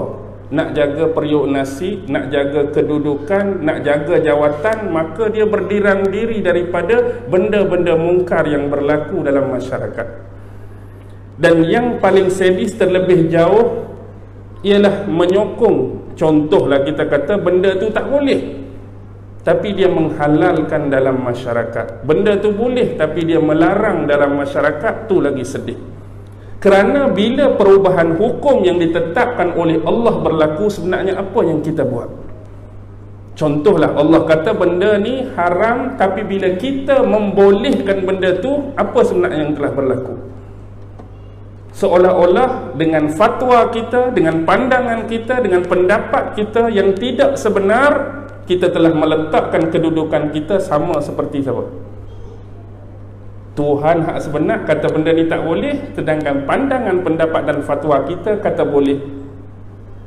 Kalimah yang keluar tadi seolah-olah menyaingi siapa, tuan-tuan?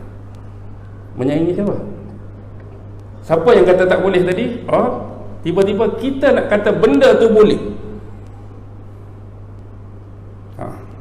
Tuan-tuan, ini syirik kecil, tuan-tuan. Nampak, oh dia menyalahi hukum Tuhan. Kita mungkin boleh kata setakat tu. Tuhan kata tak boleh, dia kata boleh. Dia menyalahi hukum Tuhan. Lebih jauh secara halus apa yang kita nampak, hak ni yang nak, ni yang sebenar. Tiba-tiba kita pi bukan kata yang sebenar. Kita menyaingi siapa sebenarnya pandangan kita tu? Bukan menyaingi orang tu. Menyaingi siapa? Menyaingi Tuhan, menyaingi Allah. Besar dosa dia. Dan inilah yang disebutkan oleh sebahagian ayat-ayat Quran tentang ulama-ulama Bani Israel dulu. Orang-orang alim Bani Israel dulu, kerana mereka mengubah hukum-hukum yang terdapat di dalam Taurat dan Injil mereka. Mereka menyelewengkan fakta dalam kitab-kitab sebelum ni. Mereka mengubah-ubah, iaitu daripada halal mereka mengharamkan satu benda, daripada benda haram mereka menghalalkan satu benda, mengikut selera dan hawa nafsu mereka. Benda yang sama boleh berlaku. Sebab itu diungkapkan oleh Rasulullah sejahat-jahat atau seburuk-buruk makhluk. Kerana apa? Kerana mereka sumber, tuan-tuan. Kalau orang awam yang berbicara tak jadi masalah. Mungkin dia berbicara disebabkan kejahilan dia, tidak alim dia, tak tahu dia, tak belajar dia. Mereka memang bukan otoriti untuk membahaskan tentang soal-soal agama. Tetapi bila ulama-ulama tersilap, ulama-ulama terseleweng dan tersasar, bahana dia cukup besar. Kerana mereka ada otoriti, mereka ada integriti. Bila sebut Islam, bila sebut masjid, bila sebut Quran, yang terkait rapat dengan dia ulama sebagai penghurai bagi Islam itu, sebagai pendakwah bagi Islam itu, sebagai penerang bagi Islam itu, sekiranya golongan ini pun yang tersalah dan tersasar, fitnah itu akan keluar. Dari mana fitnah itu keluar? Sinilah. Dan fitnah itu akan balik pada siapa? Balik pada diri dia. Tuan-tuan, satu lagi yang sering berlaku yang sedih, bila mana kadang-kadang hak bergaduh, hak berbalah ni orang awam tu biasa, tapi sering juga berlaku yang bergaduh dan balah. Siapa dia? Siapa dia? Tuan-tuan tengok dalam FB ke, Twitter ke, viral ke, ustaz ni kata ustaz ni, ustaz ni tuduh ustaz ni, ustaz ni caci ustaz ni, ustaz ni maki ustaz ni, ustaz ni menyalahkan ustaz ni, ulama ni tak suka dengan hak ni, ulama ni hentam hak ni, ulama ni tuduh hak ni, ulama ni Berlaku tak tuan-tuan sekarang? Berlaku. Jadi kita pun orang awam jadi pening. Hak ni kata dia betul, dia ni salah. Dia ni pula kata dia betul, dia ni salah. Hak sebenarnya siapa betul, siapa salah? Hak ni betul, dia ni kata betul, hak ni salah. Ingat dia ni pun kata betul, dia ni salah. Pihak nombor 3 pun dia kata dia betul, dua-dua ni salah. Aduh, letih.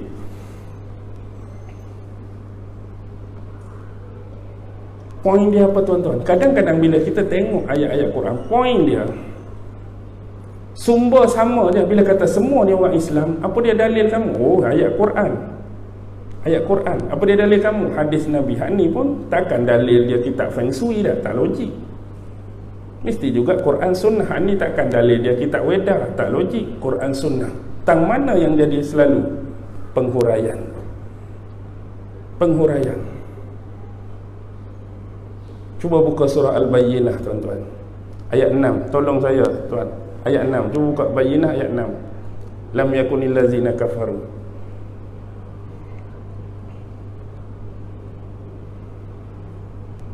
Cuba baca soal.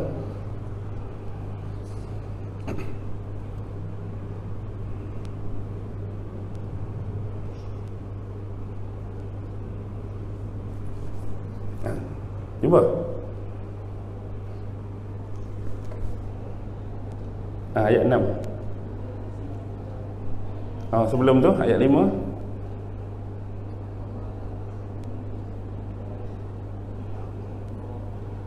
Lagi sebelum tu.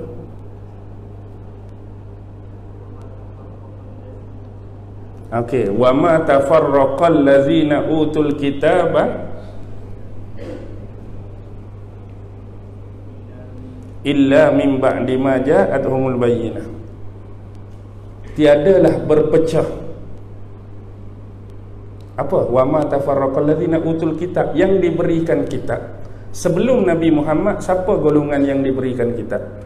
Bani Israel. Kitab Injil dan kitab Taurat. Taurat zaman Nabi Musa, Injil zaman Nabi Isa. Dan tiadalah berpecah golongan-golongan yang diberikan kitab illa min ba'di ma ja'atuhum bayyinah, kecuali selepas datang keterangan dan hujah-hujah pada mereka. Kita nampak tak sisi terbalik di sini? Biasanya kita sekarang bergaduh, hak umum, bergaduh. Mari hujah yang kukuh, barulah kita bersatu. Ini hujah sebenar. Hak ni lepas mari hujah baru berpecah. Pasal apa? Hujah tu tak salah, sebab semua berpegang pada hujah dan dalil yang sama. Yang jadi berpecah sebab penghuraian, penafsiran, pencerahan yang berbeza. Ayat kadang-kadang sama. Bagi aku ayat ni nak cerita macam ni, mari hak ni pula, ya ayat yang sama, aku pun beriman dengan ayat ni, tapi tafsir dia kot lain, tak sama macam hang tadi. Tafsir dia kau ni. Mari hak ni pula, dua-dua tu tak, sebab ada pandangan lain yang aku terima hak ni. Dia bukan pada tonggak tu. Yang jadi berpecah, hak ni faham lain, hak ni faham lain. Hak ni punya tanggapan lain tentang ayat tadi, hak ni punya pandangan lain tentang ayat tadi. Hak tu yang jadi banyak cabang tu. Hak jadi banyak, kalau berlapang dada tak apa. Contoh bila dicek, bila direset balik, oh betul, ayat yang sama tapi pandangan imam ni ada juga. Hak tadi dia kata ada, hak kedua ada, ketiga ada. Kalau kita mampu berlapang dada atas hal tersebut, tak ada masalah. Yang jadi timbul masalah satu lagi, bila menganggap aku paling betul, hak lain semua salah. Dalam banyak-banyak tadi 4 pendapat, hak paling tepat, paling sahih, paling benar ni. Hak abang tadi tu ada tapi tak tepat mana. Hak ni tak berapa nak betul, hak ni tak berapa nak kuat, hak ni. Hak ni. Lepas tu orang hak dituduh tak berapa tepat, tak berapa betul, dia mengiyakan atau dia cabar. Bila orang kata hang tak berapa betul, ya betul, memanglah hak hang lagi tepat, aku ni tak berapa betul, dia tak akan jawab macam tu. Hak sebenarnya akulah betul, hak hang tu tak berapa tepat. Hak tu 2 orang ni, 3 orang lagi nak kata macam mana? Sama juga, aku hak paling betul, hak lain tak betul. Inilah yang berlaku.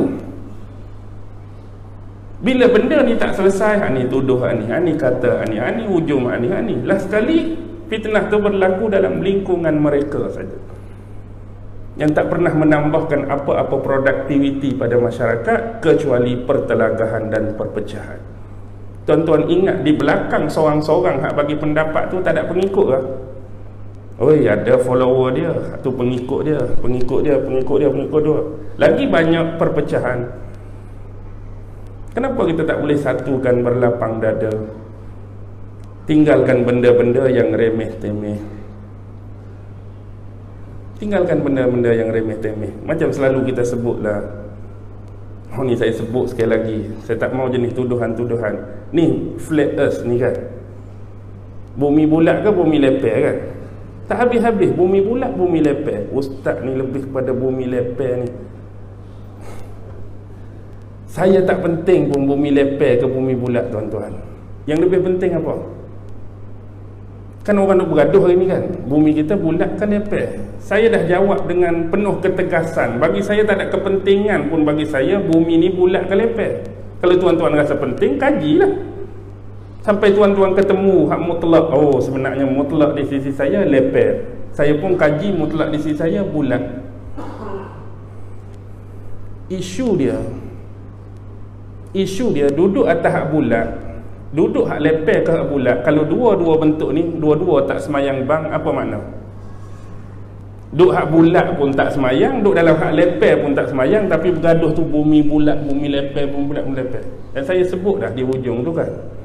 Dan saya haraplah tidak adalah soalan daripada Munkar dan Nakir, Ustaz, bumi bulat ke lepek? Harap-harap soalan tu tak ada pada saya besok.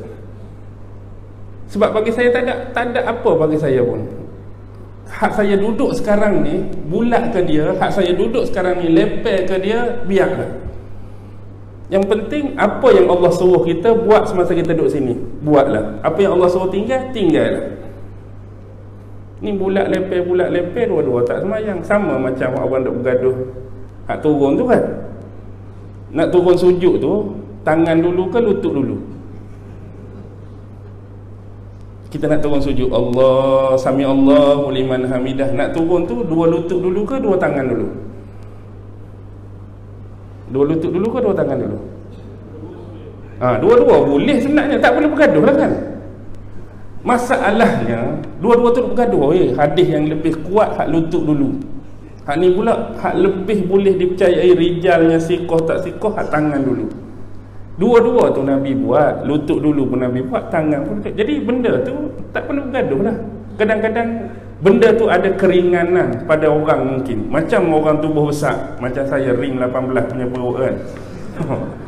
Kalau agak-agak jenis tubuh macam ni, senang lutut dulu ke tangan dulu?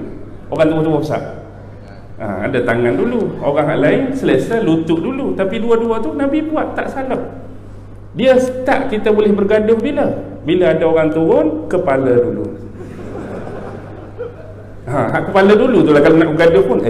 Aku tahu tangan, lutut ya. Hang ni kepala ni mau ikut mana ni? Mana hang punya hujah, mana bukti? Okey. Satu lagi yang lebih teruk, hak duk bergaduh lutut dengan tangan tu, apa dia? Hak lebih sadis. Tangan, lutut, tangan, lutut. Walhalnya dua-dua semayang pun tak.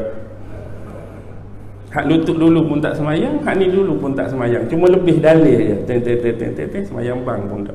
Hak ni kita tak mau. Bergaduh yang tak mendatangkan apa-apa. Bergaduh cuma nak rasa kita betul, nak rasa kemenangan. Tapi kita carilah benda-benda yang boleh memantapkan akidah, memantapkan persaudaraan kita dengan sesuatu yang lebih besar, tuan-tuan. Sesuatu yang lebih besar. Ni bukan kerja seorang, ni kerja semua. Kerjasama kita semua. Sebab itulah kita datang ke masjid. Bila kita kata kita Islam dan beriman, apa sifat orang beriman? Mudah. Bila kita ingat sifat orang beriman, orang beriman ni, apa benda yang Allah bagi dan anugerah pada dia, dia nak benda yang sama Allah bagi pada saudara dia. Tu sifat orang yang beriman. Kalau tak ada sifat tu, ada masalah dengan iman dia. Contoh, hari ni, di masa ni Allah bagi anugerah pada saya kesihatan tubuh badan. Sebagai seorang yang beriman, saya nak juga sihat ni berlaku pada saudara saya yang, ya Allah, kamu bagi aku sihat, aku nak semua saudara Islam aku sihat macam kamu bagi aku sihat. Dia akan jadi selek pada iman, bermasalah pada iman bila kalau boleh geng ni sihat, belah-belah tu campak ke, polio ke, kanser ke, tu. Padahal saudara kita, tu bermasalah lah tu. Ya Allah, hari ni kamu bagi aku sedikit rezeki, kekayaan. Aku pun nak kalau boleh kekayaan yang sama kamu bagi kat saudaraku. Kamu bagi juga kat dia. Jangan bagi ada hak sedih, hak miskin, hak susah. Walaupun begitu resamnya alam, tapi kalau kita nak sebenarnya jiwa orang beriman, kalau dia kaya, saudara dia kaya. Kalau dia gembira, dia tak mau saudara dia sedih, gembirakanlah juga hati saudaraku yang lain. Kalau dia senang, senangkanlah juga saudara yang lain. Itu sifat orang yang beriman. Tapi kita ni kalau hari-hari nak cari masalah, hari-hari nak cari gaduh, hari-hari nak maki orang, hari-hari nak tiun orang, tuduh orang, tuan-tuan tepuk dada, tanya iman masing-masing lah. Dia bercakap tidak semudah amalan. Betul, semua orang boleh bercakap, tuan-tuan. Saya boleh bercakap, tuan-tuan boleh bercakap, tapi pelaksanaan sebenar amat-amat susah. Amat-amat susah. Sebab tu Nabi, kenapa dia dijadikan idola nombor 1? Sebab dia walk the talk. Perbuatan dia sama dengan perkataan dia. Kita belum tentu lagi perkataan kita sama dengan perbuatan kita. Sebab tu Nabi duduk tahap par excellence, kerana dia sentiasa menunjukkan kepribadian yang mulia. Dia suka menunjukkan kepribadian yang berkebajikan, kepribadian yang bermoral, kepribadian yang beretika di setiap masa dan saat. Kita kadang-kadang lain. Ada orang nampak ni sikit dah, tak ada orang, belasah semua. Depan orang 3 jari je. Tak ada orang ni. Ada juga jenis macam tu. Contoh Nicaragua punya orang ni, bukan sini. Ada tak jenis macam tu? Saya sebut contoh ni, ada ke tak ada? Ada. Dia panggil bermuka-muka. Sebab dia tak mau tunjuk. Kadang-kadang benda tu ada juga kebaikan. Maksudnya dia tak mau benda-benda keburukan tu nampak pada mata orang. Dia nak orang nampak benda baik, walaupun hakikat sebenarnya berlawanan daripada dia dalam keadaan di belakang orang. Baik, yang penting apa dia, tuan-tuan? Yang penting kita saling bermuhasabah diri masing-masing. Muhasabah dirilah. Kita saja yang kenal diri kita. Kita saja yang paling rapat dengan diri dan jiwa kita. Di mana saja kita panggil kelompangan, kebocoran, ketirisan, kekurangan diri kita, minta Allah tampung, minta Allah perbaiki. Ya Allah, aku lemah tang ni, tolong bantu aku. Ya Allah, aku tak mampu tang ni, bantu aku. Ya Allah, aku kurang benda ni, tambahkan untuk aku. Hak mana lebih, kita minta Allah kekalkan, kita minta Allah tambah lagi. Sebab sifat utama orang beriman, bila Allah bagi anugerah dia bersyukur, bila Allah bagi musibah dan ujian dia bersabar. Hak lebih dia syukur, hak kurang dia sabar.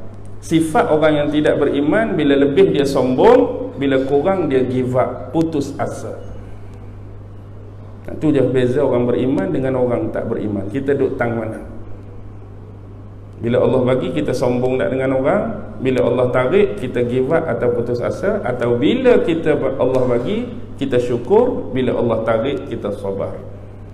Itu tanya diri masing-masing. Tak perlu tuding jari kita pada orang lain. Muhasabahlah diri masing-masing, sama-sama beringat. Dan yang penting, Nabi informasikan kepada kita hadis-hadis akhir zaman untuk jadi keberhatian dan kewaspadaan pada kita, supaya kita menilik, supaya kita menilai benda-benda tu. Nabi sebut ni macam mana, Nabi sebut ni macam mana. Bukan apa, untuk kita ambil pendekatan, jangan bagi benda yang Nabi sebut tu berlaku pada kita. Boleh faham tak? Jangan bagi benda yang Nabi sebut berlaku pada kita. Sebab tu kita belajar eskatologi.